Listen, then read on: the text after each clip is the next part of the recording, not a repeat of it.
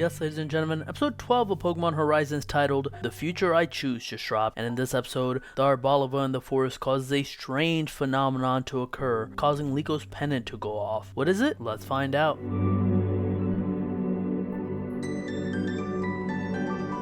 As Liko and Roy see the devastation caused by the wildfire before they got there, they figure out that the giant Arboliva was giving nutrients to and healing the Pokemon of the forest, but the damage to the forest is so great that it's making it hard for the Arboliva. So seeing that, Liko resolves to revive the forest for the sake of the wild Pokemon living there. She, along with Molly and Roy, work hard to gather berries, till the soil, and plant the seeds for the forest. Once they're done, the only thing they need is water. Dot is working on a video explaining Pokemon abilities, but when she goes to upload it, she sees that there's an interference in the area preventing signals from going through. That's why no one's had any signals in their phones all day. Freed, who's been worried about Liko and Roy all day, decides to go and investigate why. He eventually finds that a magneton has been causing this interference, so he has Cap scared away. Right after he does, Liko gives him a call and he finds out what they were doing. Once he hears what they did in the forest, he then has Orla and Ludlow come with him to the forest. Why Ludlow? Well, Ludlow has just the Pokemon to help them. A Quagsire,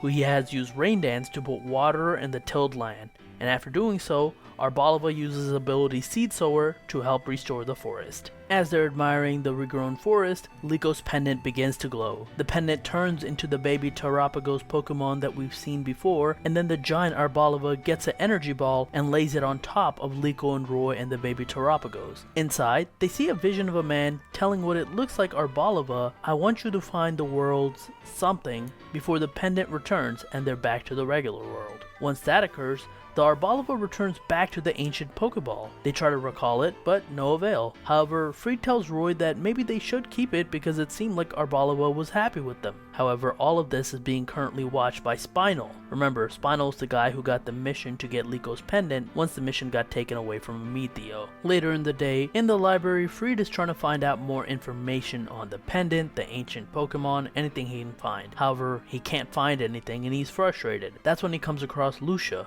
Liko's mother. Due to Liko's grandmother, she thought that contact with Freed over the phone would be risky. We then learn in a unique way here when we cut between the conversation that Lucia and Freed are having and the book that Roy is reading about the ancient adventurer given to Roy by Liko's father. We find out here that the ancient Pokeball Roy has for the Rayquaza and now the Arboliva belonged to the ancient adventurer Lucius. Lucius, with his black Rayquaza, went on an adventure and befriended a bunch of friends until they got to paradise. And in reading the story in the book, it means that 2 of the ancient Pokeball they have are 2 of the 6 Pokemon of this adventurer. There's still 4 more Pokemon of his around. As far as the connection with the pendant, even Liko's mother doesn't know what it is since the pendant belongs to Liko's grandmother, and she resides in an old castle in Galar currently. When Liko asks her father about the story though, he says it's fiction, although Roy still thinks there's some truth to that since they've met the Rayquaza and the Arboliva, which matches the story, and the person they saw in the vision tried to say something to them, which could be the adventurer. Hearing that the pendant resonated with the ball and near Liko makes Lucia change her mind about getting the pendant back from Liko.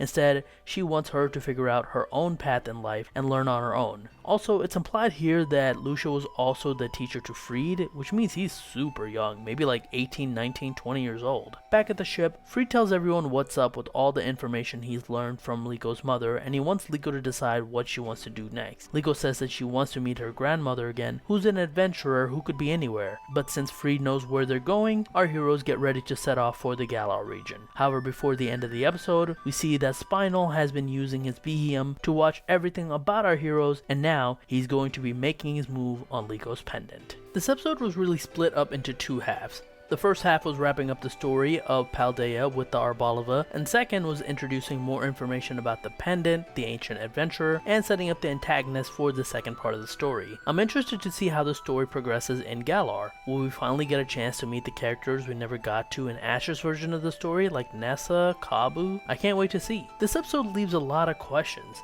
particularly regarding the ancient adventurers and his heroes, which are his Pokemon. Who are all the Pokemon? Where's this paradise that this adventurer went to? Is it Area Zero like in the games? Also, why is Liko's grandmother so secretive, and why is Liko's grandmother causing Liko's mother to not even be able to contact Freed? Why is it so risky? What is she up to? Does Lucia know that Liko's being hunted by other people? She seems to know that the pendant carries at least some risks with it since he was willing to grab it back, yet she's letting things play out here. What's the reason? So many questions, and it looks like the story is progressing in a brisk fashion, so I can't wait to see where it goes next. As for this episode, while it's a lot more laid back, I think the exposition really helps keep this episode interesting, and overall, I'd say I enjoyed it. But what about you guys? What did you guys think of this episode? Let me know in the comments down below. Be sure to like, share, subscribe. You can follow me on Twitter at TheRealPDGaming, and that's it. I will talk to you guys later. Peace.